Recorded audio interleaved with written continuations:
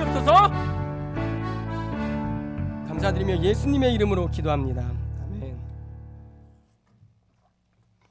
오늘은 한 걸음을 내디딜 이유라는 제목으로 이 마지막 설교를 하려고 합니다. 사실 뭐 고별 설교라고 해도 또 이렇게 딱 저희가 막 좀 그렇잖아요. 고별 설교 딱 했는데 내일 하늘문서 또 봐야 돼요.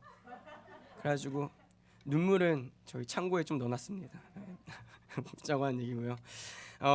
사실 뭐 파트 사역자가 막 고별 설교라고 막 떠나가는 경우는 사실 없어요. 근데 저희 교회 어떤 그 특수한 상황상 이제 목사님 고별 설교를 준비하라고 하셨을 때 사실 별 생각이 안 드는 거예요. 제가 뭐 여기서 예를 들어서 막 10년 있다가 고별 설교에 그럼 막 뭔가 만감이 교차하고 임철 목사님이 나 없이 될까? 막 이런 농담입니다. 이주영 목사님 우리 어떻게 될까? 막 2년 있다가 이제 간다고 하니까 사실 많은 분들이 뭐 이제 왜 갑자기 나가시냐, 뭐 왜 갑자기 서운하다 이렇게 얘기해 주시지만 목사님 말씀처럼 사실 이게 그러니까 올 한 해 계속 제 안에 있던 하나님이 주신 사인과 그런 기도 응답들이 좀 있었습니다. 그래서 사실 여러분이 물어보셔도요, 제가 이러이러해서 나갑니다라고 대답을 못 드려요. 이제 저도 설교 제목에서 알다시피 내일 일단 한 걸음을 내딛어 봐야 이제 알거든요. 이게 이제 이 교회에서 이제 마지막 걸음을 오늘 떼고 이제 한 걸음 떼고 이제 내일부터는 또 하나님이 어떤 일을 행하실지 모르겠습니다. 근데 오늘 베드로전서 1장 9절을 보니까요, 믿음의 결국이 곧 영혼의 구원이래요. 결국 하나님이 우리 삶에 믿음을 주신 그 이유의 결과와 목적이 어떤 것을 구원하시기 위해서 우리에게 믿음을 주신다고요? 영혼이에요, 영혼. 그러면 우리가 이런 생각을 한번 해봐야 됩니다. 내 영혼은 어디를 걷고 있는가? 그냥 내 삶에 사실 영혼을 딱 구분할 수가 없죠. 제 육체와 영혼을 구분할 수는 없지만 지금 내 이 하나님 앞에 있는 내 심령은 어디를 걷고 있는가? 정말로 무서운 얘기지만 그 끝이 구원인가? 이 고민해볼 문제가 있다는 거예요. 근데 베드로전서는요, 우리에게 계속 환난과 어려움이 있을 것이다. 근데 하나님이 우리에게 믿음을 주시고 그 믿음이 우리를 영혼의 구원의 그 자리까지 인도할 것이다 라고 계속 용기를 불어넣어 주거든요. 1장 2절은 이렇게 2절에서 8절은 이렇게 기록되어 있습니다. 곧 하나님 아버지의 미리 하심을 따라 성령이 거룩하게 하심으로 순종함과 예수 그리스도의 핏부림을 얻기 위하여 택하심을 받은 자들에게 편지하노니. 지금 2절에 하나님 아버지의 미리 하심, 그리고 성령이 거룩하게 하심, 그리고 예수 그리스도의 핏부림, 이 삼위 하나님의 우리의 영혼 구원을 위한 사역이 나타납니다. 근데 그게 누구를 위해서 이 삼위 하나님이 역사하십니까? 택하심을 받은 자들에게. 이 삼위 하나님의 역사는요, 물론 세상을 주관하시는 분이 하나님이시지만 하나님의 관심은 항상 자기 자식에게밖에 없어요. 내가 택하신 자에게, 내가 택하신 자에게. 그래서 하나님이 여러분 인생에 이런 경험이나 생각을 해보신 적 있을 거예요. 하나님 때문에 피곤하다. 저만 좀 이 뜨거운 효자인가요? 아시죠? 뜨거운 효자 무슨 얘기인지 아시죠? 불효자 얘기예요. 네. 그래서 뜨거운 효자인가요? 그래서 저만 불효자인가? 제가 막 얼마 오래 산 건 아니지만 막 기도할 사역자다 보니까 기도할 일도 많고 눈물 흘릴 일도 많고. 근데 그게 버거울 땐 항상 어떤 생각이 드냐면 정말 하나님 왜 나를 이렇게 피곤하게 만드실까? 이런 생각이 들 때가 있거든요. 근데 그 이유가 뭐냐면 딱 하나예요. 하나님 자식이기 때문이에요.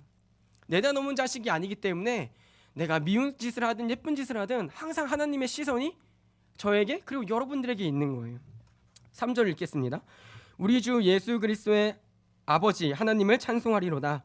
그의 많으신 긍휼대로 예수 그리스도를 죽은 자 가운데서 부활하게 하심으로 말미암아 우리를 거듭나게 하사 산 소망이 있게 하시며 썩지 않고 더럽지 않고 쇠하지 아니하는 유업을 있게 하시나니 곧 너희를 위하여 하늘에 간직하신 것이라. 너희는 말세에 나타내기로 예비하신 구원을 얻기 위하여 믿음으로 말미암아 하나님의 능력으로 보호하심을 받았느니라. 근데 하나님이 이 땅에 자신의 아들 독생자이신 예수님을 보내신 이유가 우리를 거듭나게 하사 그 예수 그리스도를 보면서 산 소망임을 알게 하려고 보내셨다는 거예요. 죽은 소망과 산 소망이 대치되는 단어죠. 죽은 소망은 뭡니까? 아무리 생각해봐도 이루어질 수 없는 제목이에요. 내가 그걸 생각할수록 희망이 아니라 절망이 찾아오는 죽은 소망이에요. 근데 산 소망은 뭐예요? 여전히 내가 그 소망을 생각할 때마다 오히려 나를 살아나게 하는 그 소망. 그게 이 교회 가운데서는 어떤 소망이 있습니까? 바로 천국 소망이잖아요. 그래서 우리가 천국 소망을 할 때마다 사실 우리 영혼은 기뻐야 돼요. 근데 안 기쁜 이유가 뭐예요? 네? 자, 제가 이것 때문에 잘 안 들려요. 네, 와닿지 않아요. 그리고 천국 소망할 시간이 없어요. 천국 소망할 시간이 없고, 저 같아도 이 애 키우다 보니까 오늘 노은호가 통잠을 잘까, 몇 번을 깰까, 통잠 잡으면 하는 소망이 제 현실에 더욱 와닿거든요. 그러다 보니까 천국 소망을 하는 인생이 아니라 내 삶에, 내 땅에 이 시선들을 계속 소망을 하늘에 두는 게 아니라 땅에 둔 거예요. 근데 그거를 하나님의 산 소망으로 보시는 게 아니라 네가 예수 그리스도를 바라보면서 무엇을 꿈꿔야 되냐면 영혼의 구원, 그 하나님 나라를 소망하라고 얘기하시는 거예요. 그게 우리에게 주신 유일한 산 소망이에요. 그리고 그것을 그날이 이를 때까지 하나님이 무엇으로 우리를 보호하시냐면 우리에게 믿음을 주셔서 그 산 소망을 보호하시는 거예요. 세상 수많은 사람들이 야 천국이 어딨어, 뭐 네가 믿는 예수가 어딨어 얘기해도요, 다른 사람들은 몰라도 예수를 믿는 우리 안에서는 그 믿음이 어떤 역할을 하냐면 야 하나님 나라에 있는 거 알지? 예수님이 널 위해서 죽으신 거 알지? 그 얘기를 계속하는 거예요. 자, 오늘 친구가 해준 얘기인데 이 한 뉴스라고 해서 얘기해 줬는데 신천지가 1년에 1명 이상 전도를 하지 못하면 그 헌금이 있어요. 110만 원을 내야 된대요. 그럼 교회 금방 이사 갈까요? 네, 그렇대요. 얼마나 다행이에요. 막 저희가 이렇게 따져봐가지고 연말 딱 정산할 때 노대현 전도사 못했으니까 110만 원, 뭐 누군 했으니까 패스, 이렇게 하지 않잖아요. 그러니까 그들의 소망이 그것만 봐도 지금 소망이 뭐예요? 하나님 나라가 아닌 거예요. 뭐 전도 그거 하나님이 영혼을 붙여주시는 거지, 어떻게 자기가 전도를 했다 안 했다 해서 넌 못했으니까 110만 원, 누군 했으니까 패스, 그게 이단인 거잖아요.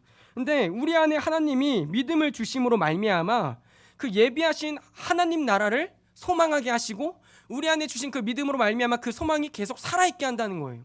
그래서 우리가 우리 안에 주신 그 하나님이 우리에게 주신 그 믿음이 계속 꿈꿔야 할 것은 이 세상의 부귀영화가 아니라 하나님 나라를 계속 보게 한다는 거예요. 그 뒤를 읽겠습니다. 그러므로 너희가 이제 여러 가지 시험으로 말미암아 잠깐 근심하게 되지 않을 수 없으나 오히려 크게 기뻐하는도다. 너희 믿음의 확실함은 불로 연단하여도 없어질 금보다 더 귀하여 예수 그리스도께서 나타나실 때에 칭찬과 영광과 존귀를 얻게 할 것이니라. 예수를 너희가 보지 못하였으나 사랑하는도다. 이제도 보지 못하나 믿고 말할 수 없는 영광스러운 즐거움으로 기뻐하니. 그 뒤 9절입니다. 믿음의 결국 곧 영혼의 구원을 받음이라. 이 초대교회와 오늘날도 여전히 고난이 존재합니다. 예수를 믿고 따라갈 때 고난이 존재해요. 근데 이 초대교회 성도들에게 베드로가 어떻게 얘기해요? 너희 안에 그 고난이 있어. 잠깐 근심하게 돼. 근데 그 근심이 믿음을 더 어떻게 만들어요? 믿음을 연단한다는 거예요. 고난이 우리 삶에 찾아올수록 우리 믿음은 계속 그걸 인식하는 거예요. 뭘 인식해요? 아, 내 육체도 이 땅도 산소망이 아니다. 무엇만이 산소망이다? 예수 그리스도만이 산소망이다. 그래서 고난이 찾아오면요, 이 베드로전서 읽다가 이 말씀을 통해서 우리가 힘을 더 얻으셔야 돼요. 고난이 찾아옵니다. 근데 그 가운데서 하나님이 원하시는 건 무엇입니까? 이 세상에서 줄 수 있다고 생각하는 그 죽을 소망, 그리고 죽은 소망을 버리고 산 소망이 무엇인지 다시 믿음을 붙잡으라고 얘기하는 거예요. 그리고 그 믿음을 붙잡았을 때 그 결론이 무엇입니까? 내 영혼의 구원. 그걸 하나님이 원하시는 거예요. 그럼 이 믿음이 내 자신에게 있다고 생각한다면 우리는 항상 구원이 불안한 존재예요. 항상 구원이 불안한 존재예요. 내가 믿음이 좋다고 생각되는 날에는 내가 천국을 갈 수 있다고 생각할 수 있지만 믿음이 연약한 날에는 어떻게 생각하겠어요? 못 간다고는 생각 안 하고요, 간당간당하다고 생각해요. 여기서 좀만 더, 내가 좀만 더 예배를 잘 드리면 천국 갈 수 있는데 사실 그렇지 않거든요. 하나님이 열어주신 거거든요. 하나님 택하신 거거든요. 그래서 예배 드리는 자들은요, 믿는 자들이 예배를 드리는 거예요. 또 하나님의 계획 안에서 믿음을 주실 자들이 예배를 드리는 거예요. 그럼 예배 드리는 여러분들은 천국 가요 안 가요? 네? 자신이 없으세요? 자신이 없으세요? 좀 곤란해지는데, 고별 설교가 아니라 지금 뭐 한 시간 기도회라도 해야 되는 거 아닌가? 네, 여러분 이미 하나님이 계획이 있으신 거예요. 이 자리에 앉아 계신 게 저와 여러분들이 계획이 있으신 거예요. 근데 이 믿음은요, 다행히요, 우리 안에서 자라나는 그런 게 아니에요. 하나님이 주시고 지키시고 보호하시고 알려주시는 거예요. 에베소서 2장 8절 9절입니다. 너희는 그 은혜에 의하여 믿음으로 말미암아 구원을 받았으니 이것은 너희에게서 난 것이 아니요 하나님의 선물이라. 행위에서 난 것이 아니니 이는 누구든지 자랑하지 못하게 함이라.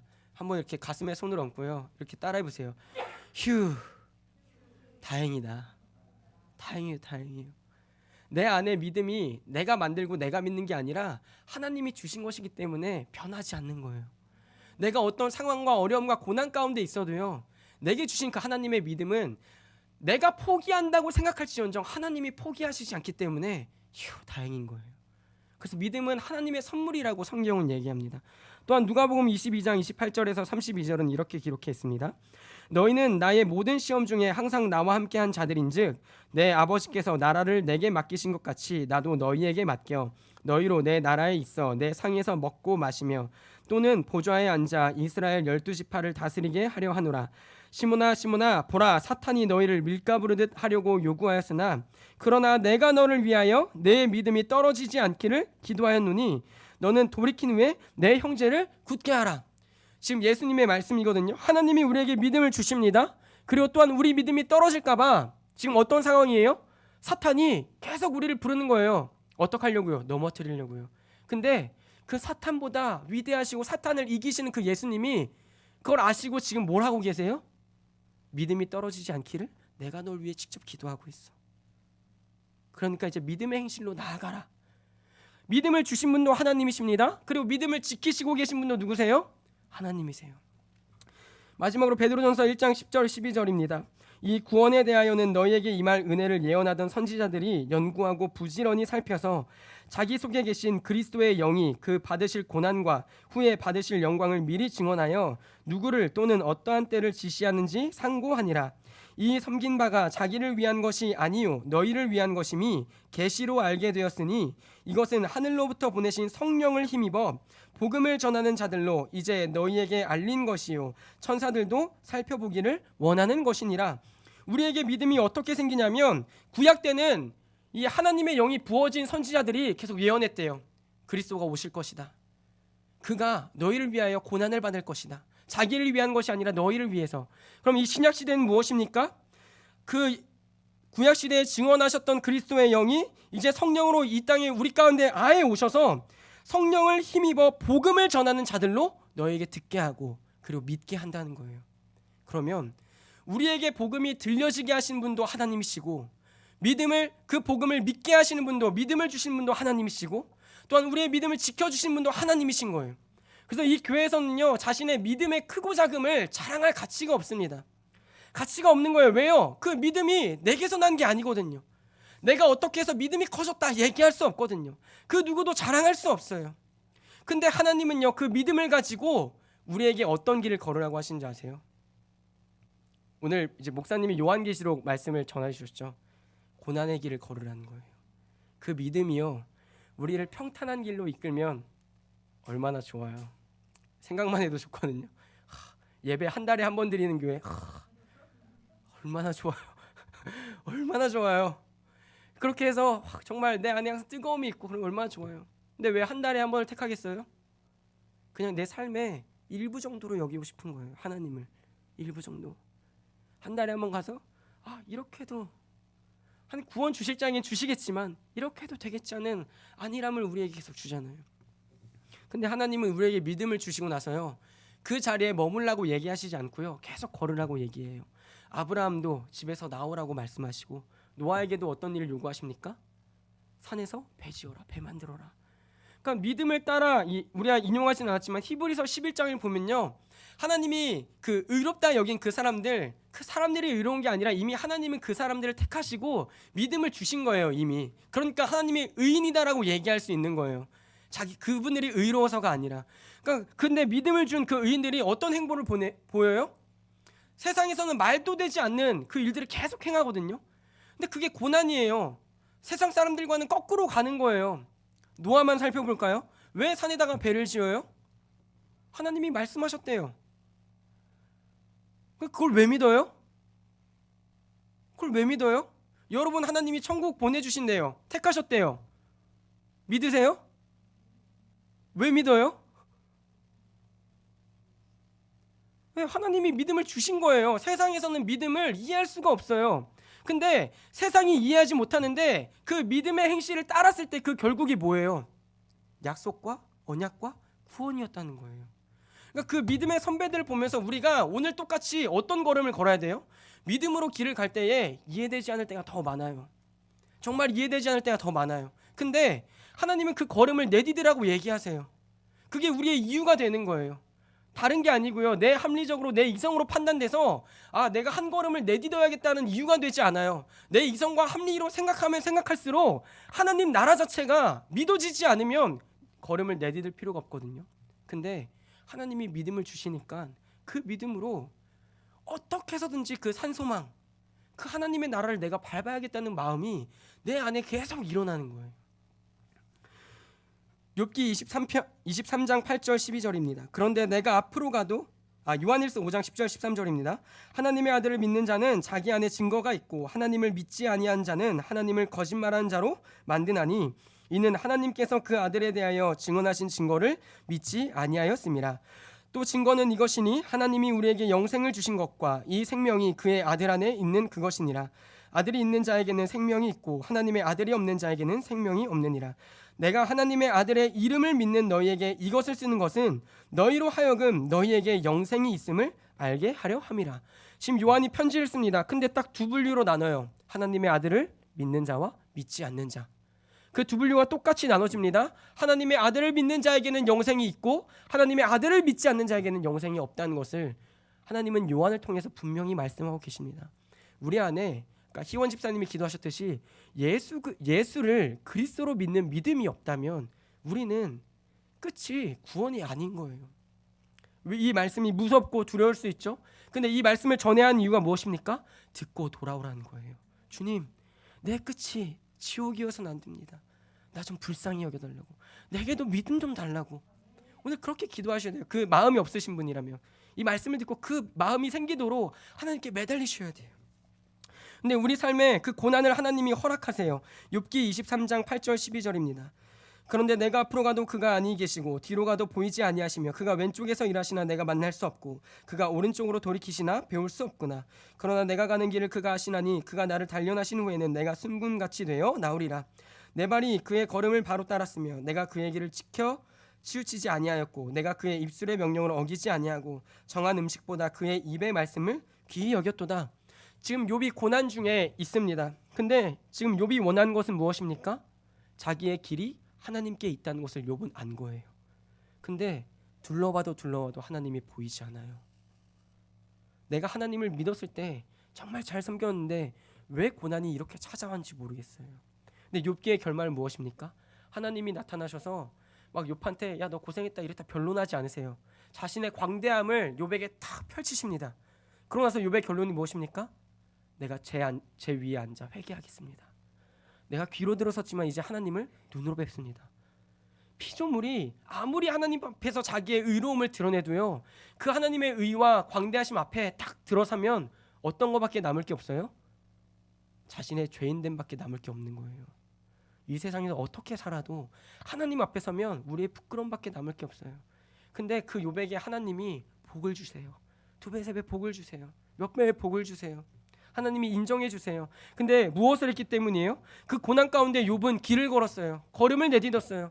자신의 믿음이 흔들리지 않았다고 하나님 앞에 계속 얘기하고 있었어요. 친구들에게 변론하고 있었어요. 근데 이 고난을 통해서 욥이 무엇을 만나요? 진정으로 하나님을 만나게 되는 거예요. 자신의 모든 것을 잃었습니다. 근데 하나님이 나타나시면 따질 수 있잖아요. 하나님, 내가 하나님 앞에 무슨 실수를 했습니까? 근데 왜 나의 자식들을 다 죽이셨습니까? 내 재산을 왜 다 잃게 만드셨습니까? 왜 내 아내의 입으로부터 저주스러운 얘기를 들어야 했습니까? 그렇게 따질 수 있었어요. 근데 따지지 않아요. 그의 믿음이 고난 가운데서 성장했거든요.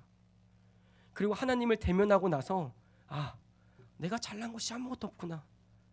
내가 여태까지 의로웠다고 생각할 수 있는 그 모든 것들이 하나님 앞에서는 부끄러움밖에 없었구나. 그 믿음의 자리로 하나님이 인도하신 거예요. 시편 119편 67절 68절입니다. 고난당하기 전에는 내가 그릇 행하였더니 이제는 주의 말씀을 지키나이다. 주는 선하사 선을 행하시오니 주의 율례들로 나를 가르치소서. 71절 72절입니다. 고난당하는 것이 내게 유익이라. 이로 말미암아 내가 주의 율례들을 배우게 되었나이다. 주의 입의 법이 내게는 천천 금은보다 좋으니이다. 지금 이 시편의 화자가 반복해서 어떤 얘기를 합니까? 고난이 내 인생에 찾아왔대요. 근데 그 고난으로 하나님이 어떤 일을 역사하십니까? 하나님을 더욱 아는 자리로 인도하셨다는 겁니다. 욥의 고난, 그 고난의 길을 지나서 누구를 더욱 알게 됩니까? 하나님을 더욱 알게 되는 거예요. 그래서 우리가 예수 그리스도를 따라갈 때요, 고난을 받는 건 필연적인 일이에요. 제가 처음에 이 교회에 왔을 때 다니엘의 새 친구 설교를 했었거든요. 그래서 전 그 설교를 하고 이제 몇 번 말씀드렸지만 전 떨어졌다고 생각했어요. 이제 여기 정류장 버스 정류장에 가면서 떨어진 은행 열매와 낙엽들을 보면서 내 인생과 동이구나. 피차 다를 바 없구나. 이제 그걸 보면서 아내가 그래도 여보 열심히 했어 이러고 갔거든요. 또 그 다음 날 다른 데 교회 면접 본 데는 너무 잘 봤어요. 1시간 동안 거기 교회 담임 목사님이 꼭 전사님 꼭 사역하고 싶다 막 이런 얘기를 했는데 여기를 올 그건가 보다 이러고 이제 오다가 전철 타고 오는 길에 이제 임철 목사님이 전화를 주셔가지고 여기 어쨌든 왔거든요. 그래서 이제 면접을 잘 본 교회는 오히려 제가 먼저 어제 면접 본 교회에서 연락이 와서 죄송하다 말씀드리고 면접을 못 본 교회는 가겠다고 하고 이제 온 거예요. 근데 그 다니엘의 새 친구도 뭡니까? 그들의 믿음이 풀무불에 던져질 믿음이었거든요. 근데 풀무불에 던져지니까 그 가운데 누가 함께 동행하세요? 예수 그리스도가 동행하시는 거예요. 믿음은요, 우리를 풀무불에 던질 때도 있고요. 믿음은요, 우리를 고난의 길로 던질 때가 있어요. 근데 그 고난을 통해서 하나님이 원하시는 게 뭐냐면 그 믿음을 통해서 더욱 하나님을 보시기를 원하시는 거예요. 그 고난 가운데 왜 내 인생에 고난이 찾아왔는지 그 이유도 몰라요. 근데 우리가 아는 이유는 하나예요. 내게 믿음이 있기 때문에 고난이 찾아온 거예요. 왜 내 인생에 고난이 찾아옵니까? 몰라요. 근데 한 가지 아는 이유가 있다면 딱 하나예요. 내게 믿음이 있어서 고난이 찾아왔구나.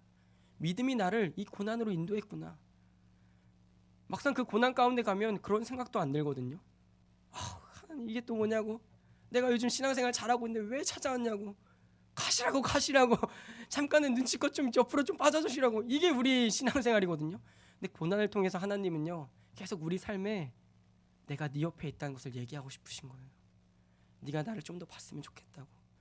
네가 지금 보고 있는 세상의 다른 것들은 소망이 아니라고. 산소망이 아니라고. 유일한 산소망은 그리스도밖에 없다고. 그것을 우리에게 가르쳐 주시려고 우리를 고난 가운데로 인도하고 계신 거예요. 야고보서 5장 13절입니다. 너희 중에 고난당한 자가 있느냐? 그는 기도할 것이요. 즐거워한 자가 있느냐? 그는 찬송할지니라. 우리가 믿음을 가진 사람들입니다. 또한 믿음을 가진 신자로서 우리 인생에 고난이 찾아올 때는 무엇을 해야 합니까? 기도를 해야 됩니다. 그 외에 즐거워할 일이 있으면 무엇을 해야 합니까? 찬송을 해야 됩니다. 그럼 이것을 딱 하나로 묶어볼게요. 슬프나 즐거우나 뭘 해야 돼요? 예배 드려야 된다는 얘기예요. 우리 인생은요 오늘 즐겁거나 내일 슬프거든요. 오늘 슬프거나 내일 즐거워요. 그래서 임철 목사님이 매일 예배 얘기하시는 거예요.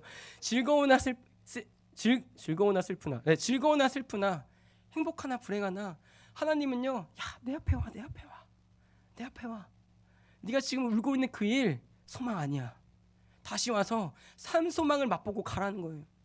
즐거워할 일이 있다면 그 산소망 때문에 너 지금 뭐 때문에 즐거워하고 있어? 로또 맞아서 즐거워하고 있니? 그거 아니야. 그게 아니고 예배 자리에 나와. 내가 너한테 진정으로 무엇 때문에 즐거워야 되는지 알려줄게. 그게 하나님의 부르심이고 자리예요. 어쩌면 하나님이 임철 목사님을 이 자리에 부르시고 부교육자들을 부르신 이유는, 또한 매일 예배를 준비하고 계신 이유는 우리의 인생 가운데 다른 소망에게 우리의 믿음을 투자하는 것이 아니라 기쁘나 슬프나 유일한 소망이 예수밖에 없구나. 그것을 매일 묵상할 수 있도록 하나님이 이 교회에 붙여주신 거예요. 또한 그렇게 하지 않으면 우린 둘 중 하나라는 거예요. 즐거워하다가 교회를 떠나거나 슬퍼하다가 우울증으로 교회를 안 나오거나. 그걸 하나님이 아시고 매일 예배하는 목사님을 붙여주신 거예요. 잘 이게 안 와닿으세요? 아닌데. 저는 그랬던 것 같아요. 제가 이 교회에 보내준 이유가 저는 항상 교만한 사람이거든요. 굉장히 자만한 사람이에요. 그렇게 안 보이시나요? 잘못 살았나? 그렇게 안 보이신다면 감사 하나님의 은혜고요. 저는 저희 어머니가 항상 저에게 얘기해 주시는 게 대현아 넌 다 좋은데 교만하지만 않으면 돼. 자만하지만 않으면 돼. 근데 제 인생이 저희 어머니가 제 인생을 보실 때 네 인생은 여태까지 너무 잘 풀렸다는 거예요. 가고 싶은 대학 한 번에 가고 싶은 대학원 너무나 수월하게 가고 수월하게 졸업했고 장학생으로 졸업한 건 아니지만 수월하게 졸업했고 결혼도 빨리 했고 애도 잘 낳았고 가정도 안정을 이루고 근데 이 목사님이 그 광고 때 얘기하셨지만 이번에 면접을 보는데요. 거의 제 마음에는 거의 95%다 붙었어요. 그것도 굉장히 큰 교회들이에요. 굉장히 큰 교회들에 이력서를 넣었는데 이제 그 안에 이제 떠나니까 적어도 갈 때 제가 이 교회에 가게 되었습니다 하고 이제 가야 성도님들도 걱정 안 하시고 저도 좀 가면서 이제 걱정하지 마시고 갈 수 있잖아요. 근데 이제 처음에 이제 목사님이 추천서를 써주신 데는 면접을 잘 봤는데 제가 거기서 한 가지 제 곤조를 부린 거예요. 이제 담임 목사님이 3번 정도 계속 생계를 물어보시는 거예요. 이른 나이에 가장이 되고 애도 있는데 전임이나 준전임 자리가 필요하지 않냐, 생계를 지켜야 되지 않냐. 근데 제가 또 이 성격이 안 좋잖아요. 처음에는 그건 제가 정할 게 아닙니다 이렇게 겸손한 척 얘기를 했어요. 근데 두 번째는 이제 면접도 큰 교회는 4분이 들어오시더라고요. 그래가지고 옆에 교육장로님이 이제 또 내년에 강도사도 되시고 목사님도 되실 텐데 그럼 전임 준전임 자리에서 생계를 좀 이렇게 안정적으로 꾸리셔야 되지 않냐 이 얘기를 물어보시더라고요. 그래서 제가 그건 제가 정할 게 아닙니다 다시 말씀드렸어요. 근데 마지막으로 또 3번째로 담임 목사님이 또 생계 얘기를 하신 거예요. 이제 3번까지는 못 참는다. 그래가지고 제가 정말 피덩이 전도사잖아요. 목사님, 교육장로님 어떤 얘기인지 아시겠습니다. 근데 저는 사역하러 왔지 생계 책임져 달라고 하러 온 사람이 아닙니다. 그 얘기를 했어요. 이제 교만한 거죠. 그냥 웃으면 될 일인데 그 얘기를 듣고 목사님 표정이 안 좋아하시더라고요. 그래서 미련하고 무지해 보일 수 있지만 저는 하나님이라면 하나님이 제 인생을 책임져 줄 걸 믿습니다. 그렇지 아니하더라도 그걸 이미 좀 고민을 하고 사는 사람입니다. 그래서 이제 크게 신경 써주시 않아도 됩니다. 이 얘기를 이제 들었어요. 이제 면접을 마치고 이제 거기 같이 있던 디렉터 목사님, 행정 목사님이 따라오시면서 면접 너무 잘 보셨대요. 그래서 아마 내일 연락이 올 거라고. 그래서 제 안에 묘한 설렘과 또 한편의 그 불안함 붙어서 담임 목사님 얼굴 어떻게 보지? 이제 면전에 그 얘기를 해놨으니까 그래가지고 있는데 이제 제 아는 친구의 이제 지인이 거기 교회에 있는데 될 것 같다고 얘기가 좋게 나왔다고 하는데 떨어졌다는 거예요. 그래가지고 이게 뭔가 이제 한 번은 그럴 수 있잖아요. 근데 또 다른 데는 이제 면접을 보고 딱 이제 면접은 못 봤어요. 근데 이제 이력서를 보내고 거기도 굉장히 큰 교회라 사역자분만 한 15명 있는 교회예요. 근데 이제 이력서를 수석 목사님이 받아보시고 너무 좋다고 설교도 최대한 무난한 걸 보냈거든요. 네. 지지난 금철했던 이제 믿음으로 무엇을 확신할 것인가 그걸 보냈어요. 근데 막 수석 목사님이 이력서도 좋고 설교도 좋다. 그래서 아마 별일 없으면 이제 그냥 이렇게 그냥 칠회식으로 그냥 면접만 보고 면접 때 헛소리만 안 하시면 붙을 거다. 그러고 이제 2시간 뒤에 또 전화가 온 거예요. 담임 목사님이 설교를 들으셨는데 방향이 안 맞다고 캔슬이 났다고 이렇게 얘기를 하시는 거예요. 근데 이제 알고 보니까 이제 거기 계신 아는 목사님 통해서 이제 들어보니까 원래 이제 부교육자가 설교를 보내면 그 보낸 걸 보잖아요. 사실 보낸 거 보는데 공교롭게도 담임 목사님이 유튜브에 검색을 하신 거예요. 근데 그 중에서도 설교 제목을 뭐 보셨냐면 느가 아버지 뭐 하시노. 오늘 내로 빛과 소금 교회에서는 제 설교를 아는 사람만 들을 수 있도록 그거를 보시고 우리랑 결이 안 맞다 캔슬이 난 거예요. 그래서 그걸 보면서요 제가 근데 제 마음에 감사하게도요 이게 낙담 조급함이 아니라 뭔가 하나님이 하실 일이 있나 보다. 그리고 이제 다 내려놓고 2번 그 일을 겪고 나니까 저희 가족들이 이거 안 되겠다. 그동안은 노대현이 잘 풀려왔는데 막히는 거 보니까 얘 문제든지 우리 문제다. 그래서 제가 어머니한테 적어도 내 문제는 아니니까 엄마 문제다. 농담으로 그 얘기를 했거든요. 네, 농담으로 그 얘기를 했어요. 그래서 이제 다 같이 가족들이 이제 이제 하나님이 원하시는 게 있나 보다, 그냥 이제 노대원이 기도해서 어딜 가기를 원하시는 게 아니라 이제 가족들이 함께 기도하고 받쳐주기를 원하시는 그 사인들이 이 가족적으로 있나 보다. 또 제 아내도 그 얘기를 듣고 나서 이제 정말 내가 마음만 있었는데 내가 정말 기도를 해야 될 것 같아. 이게 가정이 당신만 책임지는 게 아닌데 나도 가정을 책임져야 되는데 내가 그동안 기도에 소홀했다. 그 마음을 이렇게 모으시는 걸 보고 떨어지는 데는 제가 부족해서 떨어졌겠죠, 근원적으로는. 근데 하나님이 이루시고자 하는 그 이유가 있구나. 괜히 이 시간을 내게 주신 이유가 있으시구나, 그 생각이 드는 거예요. 막 그게 제 인생의 고난이다 이게 아니고요. 근데 그 가운데서 하나님이 제게 믿음을 더 요구하시더라고요. 믿음을 더 요구하시더라고요. 제 안에 자만이 꺾이기를 원하시고요, 교만이 꺾이기를 원하시고요. 근래에도 어떤 사건으로 인해서 정말 내가 이 자만하고 교만했구나, 그 정점을 딱 찍은 거예요. 찍고 나니까 보이는 거예요.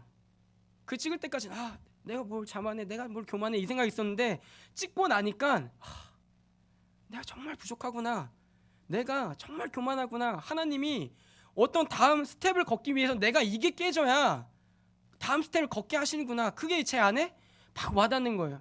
그래서 제가 왜 이 설교 제목을 한 걸음을 내디딜 이유, 제 안에 뭐 어떤 자랑거리가 있겠습니까? 어린 사역자고 자랑할 것이 아무것도 없어요. 능력도 없고 말씀에 대한 어떤 깊은 이해도도 없고 삶에 대한 깊은 이해도 없어요. 어떤 걸 자랑할 수 있는 사역자가 아니에요. 근데 그 걸음을 내가 걷게 하시는 게 아니라 하나님이 걷게 하시려고 지금 하나님이 뭔가를 준비하고 계신 것 같아요. 여러분 인생에 막히는 일이 생기십니까? 될 것 같은데 안 되는 일이 생기세요? 아니면 내가 생각해도 되지 않을 것 같은 일들이 있으세요? 근데 그 자리에서 하나님이 원하시는 건 하나예요. 이제 네 힘으로 걸으라는 게 아니라 믿음을 따라 걸어보라는 거예요. 우리가 한 걸음 내디딜 이유가 무엇입니까? 내가 잘나서요? 아니에요. 그 하나님이 믿음 주셨으니까 한 걸음을 내딛는 거예요. 그 방향은 어디입니까? 하나님 나라. 이제 내가 원하던 길로 걷고 걷는 것이 아니라 한 걸음이라도 하나님 나라로 방향을 틀어서 걸어보라고. 그 걷는 이유도 자랑할 수 없게끔 네가 인도하고 네가 생각해서 걷는 한 걸음이 아니라 하나님이 만드시고 하나님이 인도하셔서 네가 한 걸음을 내디딜지언정 이 한 걸음조차도 하나님이 하셨다고, 그 고백할 수 있는 걸음과 믿음을 우리에게 지금 요구하고 계신 거예요. 여러분들이 이제 매일 예배와 수많은 예배들을 준비하시고 기도하시고 걷게 되실 것입니다. 근데 그 걸음들이 하나님의 믿음을 따라 걷는 걸음이었으면 좋겠습니다. 그래서 어디 가서 우리 교회 매일 예배 드려 자부심이 생길 만한 일이거든요. 저도 자부심이 있어요. 어떤 자부심이요? 나 월요일날 기도원 가. 친구들은 또라이라고 하거든요. 니네 교회는 절대 가서는 안 되는 교회다. 월요일날 사역자를 기도원으로 보내. 근데 저는 항상 난 그래도 월요일날 가는 거 좋아 이렇게 얘기해도 안 믿어요. 안 믿어요 정말. 노대원이 드디어 미쳤다고. 얘를 정신병원에 넣어야 되는데 하나님이 정신병원에 못 넣고 기도원에 넣으신 거라고 막 이 얘기를 해요. 막 좋다고 얘기하니까. 저는 정말 월요일 가는 게 좋거든요. 가서 또 기도하고 깨지고 또 원장님한테 애교도 좀 부리고, 이건 아닌가? 아무튼 네, 가서 이제 좋은 거예요. 근데 안 믿어요. 근데 여러분들이 이제 매일 예배를 드리시면요, 그게 정말 그 안에서 자기가 깨지고 믿음의 걸음이 되면 은혜가 되는 건데, 어느 순간 여러분 안에 나는 매일 예배 하니까 나 정도는 천국에 가야지. 왜? 매일 예배 하니까. 또 매일 예배 안 드리신 분은 마음이 불편하실 거잖아요. 누구는 매일 예배 가는데. 민정 이사님이 예를 들어 일주일 빠졌어요. 기도 모임에서 민정 언니 왜 요즘 안 나와? 요즘 천국을 가고 싶지 않나 보지? 나머지는 다 나오는데 언니가 어떻게 안 나올 수 있어? 민정 이사님 벌써 그런 사인을 희원 집사님이 보냈나 봐요. 아주 희원 집사님 무서운 분이십니다. 아까도 명수 집사님이 손 잡아달라니까 손을 내팽개치고 걸어오시더라고요. 그래서 강하게 키우시는구나. 근데 못 들으셨대요. 근데 그게 매일 예배가 공로가 되면요, 서로를 죽이는 일이 돼요. 근데 매일 예배가 하나님의 믿음을 따라 걷는 일이 되면요, 매일 예배는 은혜의 자리가 될 거예요. 슬픈 자에게는 산 소망 때문에 위로를 받는 자리가 될 거고요. 즐거워하는 자에게는 다른 것 때문에 즐거워하는 것이 아니라 내가 그리스도로 말미암아 정말 기뻐하고 싶다는 그 소망이 뿜어져 나오는 매일 예배가 될 거예요. 제가 6개월 뒤에 이렇게 한번 이렇게 뒷문에 와서 보고 가려고요. 찬양 반주자들이 웃고 있나 슬픈 표정으로 반주하고 있나. 화요일 목요일쯤 와서 뒤에 보고 민정 집사님 눈이 이렇게 돼 있다. 그러면 목사님 월요일날 임철 목사님 민정 집사님 무슨 일 있으신가요? 네, 농담입니다. 근데 우리에게 이 믿음을 주시고요. 또한 고난의 자리로 우리를 불러주신다며요. 하나님이 그 믿음을 가지고 어떤 역사를 하시는지 보려고 합니다. 에베소서 6장 16절입니다. 모든 것 위에 믿음의 방패를 가지고 이로써 능히 약한 자의 모든 불화살을 소멸하고, 또 히브리서 10장 38절 39절입니다. 나의 의인은 믿음으로 말미암아 살리라. 또한 뒤로 물러가면 내 마음이 그를 기뻐하지 아니하리라 하셨느니라. 우리는 뒤로 물러가 멸망할 자가 아니요 오직 영혼을 구원함에 이르는 믿음을 가진 자니라. 지금 에베소 편지에는 어떻게 써 있습니까? 모든 것 위에 믿음의 방패를 가지고 능히 약한 자의 모든 불화살을 소멸하라는 거예요. 그것을 무효화시키라는 거예요. 왜요? 전진하기 위해서요. 그 방패를 들고 계속 나아가기 위해서요. 믿음의 방패를 들라는 거예요. 그 믿음의 방패로 악한 괴계를 뚫어버리라는 거예요. 두 번째는 뭡니까? 그 영혼을 구하는 믿음이 우리로 말미암아 물러서지 않도록 담대함을 불어넣어준다는 거예요. 어디에 가기까지요? 구원함에 이르기까지요. 그리고 하나님이 믿음을 주신 이유가 그거래요. 하나님 나라 가는 그 걸음걸음을 인도하시려고 하나님이 믿음을 주셨대요. 믿음의 방패를 주셨대요. 그래서 우리가 앞으로 예배를 드리고 앞으로의 삶을 걸어갈 때 우리가 요구할 것은 무엇입니까? 다른 게 아니에요. 믿음이에요. 하나님 평탄한 길을 주세요. 그 기도 전에 주님 내게 믿음을 더해 주세요. 그 길이 어떤 길이든 내가 걸어갈 수 있도록, 혹은 그 길이 고난의 길이더라도 그 고난 가운데 믿음으로 말미암아 하나님을 더욱 알 수 있도록 내게 믿음을 더해 주세요. 담을 뛰어넘을 수 있도록 믿음을 더해 주세요. 우리의 기도 제목은 바뀌어야 할 것입니다.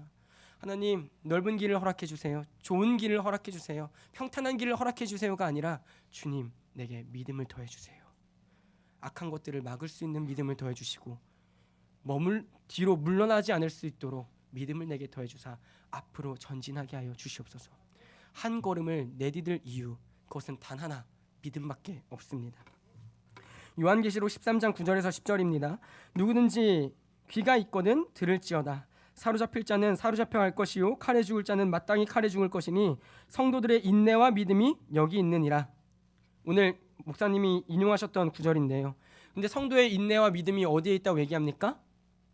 죽는 것에 있대요. 고난에 있대요. 그 길을 가고 나야 그 끝이 보이는 거예요. 아, 저분은 믿음이 있으셨구나. 저분은 믿음이 인도하셨구나. 저분은 하나님 앞에서 인내하셨던 분이구나. 어떤 걸 인내해요? 그 하나님이 갚으실 때를. 그래서 믿음은 우리를 끝날까지 인도합니다. 성삼위 하나님께서 우리에게 믿음을 주시고 지키시고 알게 하심으로 삼위 하나님께서 여러분의 믿음을 지켜주실 겁니다. 그리고 그 믿음을 지켜주신 그 믿음을 우리는 붙잡고 갈 뿐이에요. 한 걸음 내디딜 뿐이에요. 그 걸음걸음마다 내 힘이 아니라 믿음으로 걷길 원한다고 하나님께 매달릴 뿐이에요. 근데 그 믿음이 어떻게 우리로 말미암아 내걷게 하냐면 히브리서 12장 2절입니다. 믿음의 주요 또 온전하게 하시는 이인 예수를 바라보자. 그는 그 앞에 있는 기쁨을 위하여 십자가를 참으사 부끄러움을 개의치 아니하시더니 하나님 보좌 우편에 앉으셨느니라. 로마서 6장 6절 9절입니다. 제가 한 절만 읽겠습니다. 만일 우리가 그리스도와 함께 죽었으면 또한 그와 함께 살 줄을 믿노니 이는 그리스도께서 죽은 자 가운데서 살아나셨음에 다시 죽지 아니하시고 사망이 다시 그를 주장하지 못할 줄을 알미로라. 그가 죽으심은 죄에 대하여 단번에 죽으심이요 그가 살아계심은 하나님께 대하여 살아계심이니. 빌립보서 3장 7절에서 11절입니다. 우리 함께 한 목소리로 읽도록 하겠습니다. 그러나 무엇이든지 또한 모든 것을 해로 여김은 내 주 그리스도 예수를 아는 지식이 가장 고상하기 때문이라. 내가 그를 위하여 모든 것을 잃어버리고 배설물로 여김은 그리스도를 얻고 그 안에서 발견되려 함이니 내가 가진 의는 율법에서 난 것이 아니요 오직 그리스도를 믿음으로 말미암은 것이니 곧 믿음으로 하나님께로부터 난 의라. 내가 그리스도와 그 부활의 권능과 그 고난의 참여함을 알고자 하여 그의 죽으심을 본받아 어떻게 해서든지 죽은 자 가운데서 부활에 이르려 하노니. 아멘. 근데 그 믿음이요 끊임없이 우리를 걸어가게 하는데 그 걸어갈 때에 그 원인, 그 마지막 이유가 뭐냐면, 그 근거가 뭐냐면, 우리가 걸어야 할 이유가 뭐냐고 보여주냐면 우리 눈앞에 한 걸음 앞에 그리스도를 계속 보여주는 거예요. 그리스도를 우리 눈앞에 한 걸음 내딛는 그 자리에 다른 게 아니고요 그리스도를 계속 보이게 하시는 거예요. 그리스도께서는요 딱 한 걸음 앞에 더 나아가 계세요. 그러고 나서 뒤를 돌아보시고 우리에게 걸어오라고 얘기하세요. 그래서 우리가 주여 주여 해서 앞으로 나아가는 게 아니고요. 딱 한 걸음 나아갈 때요. 내 눈앞에 누가 계신가 그걸 먼저 보고 내딛는 거예요. 내 눈앞에 아무것도 없다면요. 걸어선 안 돼요. 근데 내 눈앞에 그리스도가 분명히 보이면요. 그 길이 고난이고 어려운 길이더라도요. 한 걸음을 내딛어야 돼요. 왜요? 그리스도가 그곳에 계시기 때문이에요. 바울이요. 믿음의 걸음을 계속 내딛었어요. 고난이고 어렵고 죽을 자리에 수없이 빠지면서도 계속 걸었어요. 걸음걸음을 내딛었어요. 왜요? 그 한 걸음 앞에 그리스도께서 계속 계셨거든요.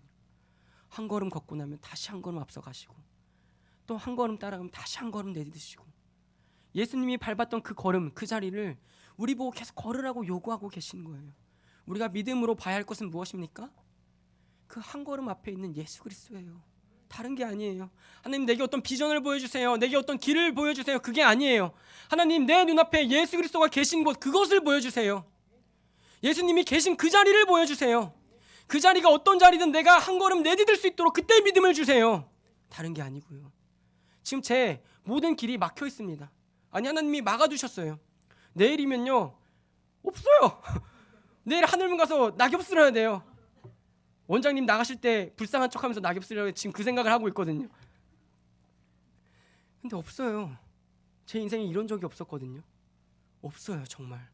근데 제 안에 이 말씀과 기도 제목이 제 안에 하나님이 주시니까 하나님 맞습니다.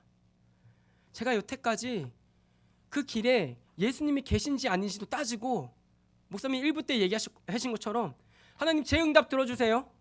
제 이야기 들어주세요. 그리고 걷고 나서 예수님을 찾은 거예요. 걷고 나서 주님 왜 이 자리에 안 계세요? 왜 제가 걷는 그 길에 안 계세요? 그게 제 인생이었거든요. 근데 모든 것을 하나님이 막고 나시니까 그때서야 뭔가 제가 잘못됐다는 걸 깨달은 거예요. 하나님이 그 정점에서 찍어 누르시고 나서 그때서야 보이는 거예요. 내가 마음대로 뛰어왔구나. 내가 마음대로 뛰어왔구나. 주님 혹시 제가 뒤돌아가야 한다면 주님 제가 뒤로 돌아가게 해주세요. 그곳에 예수님이 계시다면 주님 혹시 제 앞길에 제가 어디로 걸어가야 될지 모르겠습니다. 근데 제가 걷는 자리에 주님 함께 해주세요가 아니라 주님 계신 곳에 내 발이 거기 있길 원합니다. 길을 보여주세요. 아니 주님이 계신 그 길을 내게 보여주세요. 그때 제가 한 걸음 내디딜 믿음을 내게 또 주세요. 그 길이 어렵고 두렵고 고난의 길이더라도 그 한 걸음 앞에 그리스도께서 계시다면 그 자리에 내가 한 걸음을 내디딜 수 있는 믿음을 내게 주세요. 제가 믿음이 너무 없습니다. 믿음이 연약한 종입니다. 전 자랑할 게 없습니다. 그동안 잘난 줄 알고 살았습니다. 근데 없어요 주님. 길을 다 막고 나시니까 없어요. 근데 제 주변을 둘러봐도 주님이 계시지 않아요. 제가 그동안 마음껏 그냥 뛰어왔나 봐요. 이제 제가 다시 주님께로 돌아가길 원합니다. 그 주님이 계신 곳으로 내가 걸음을 향하길 원합니다. 그게 뒤로 돌아가냐면 뒤로 돌아가게 하시고 또한 내가 방향을 잘못 잡았더라면 주님 속된 말로 뺨을 쳐서더라도 고개를 돌려주세요. 그리고 주님이 계신 그 자리에 한 걸음 내가 내디딜 수 있도록 또 그 걸음을 걷고 나서야 주님이 한 걸음 앞서신다면 그 길 또한 내가 보면서 걸을 수 있도록 주님 내게 믿음을 좀 부어주세요. 그래서 내가 나중에 갔을 때 내가 한 걸음 내딛었던 그 이유는 무엇일까 했을 때 그 자리, 그 한 걸음 앞에 예수님이 계셨다고 얘기할 수 있는 그 자리를 간증할 수 있는 사역자가 되게 해주세요. 망나니처럼 나 이렇게 해오다 보니까 내가 열심히 해서 내가 이렇게 해서 이렇게 왔어 잘 됐어 그게 아니라 무너지든 망하든 뽑히든 파괴되든 그 자리 주님이 계셨기에 내가 그 자리에 있었다고 주님이 걷고 계셨기에 그 자리를 따라갔다고 얘기할 수 있는 제가 되게 해주세요. 그리고 동시에 빛과 소금 교회를 이제 제가 떠나지만 마지막 중보하면서 떠나고 싶습니다. 이 교회가 예수님 계신 그 한 걸음을 따라가는 교회가 됐으면 좋겠습니다. 이 교회의 과정이 즐거우나 슬프나 다른 것이 아니라 하나님으로 인한 그 산소망 하나로 즐거움에도 기쁨에도 슬픔에도 행복에도 그 어떤 자리든 주님이 계신 그 자리에서 기뻐할 수 있고 주님이 계신 그 자리에서 함께 울 수 있는 그러한 교회가 되었으면 좋겠습니다. 그래서 이 교회가 뒤를 돌아봤을 때에 교회가 어떻게 이 자리까지 왔는가 혹은 교회를 하나님이 왜 사용하시는가 누군가 물어보신다면 우리는 다른 거 없고 예수님이 걸으셨던 그 한 걸음만 하루하루 따라왔을 뿐입니다. 매일 한 걸음씩 예수님의 발자취를 따라왔을 뿐입니다.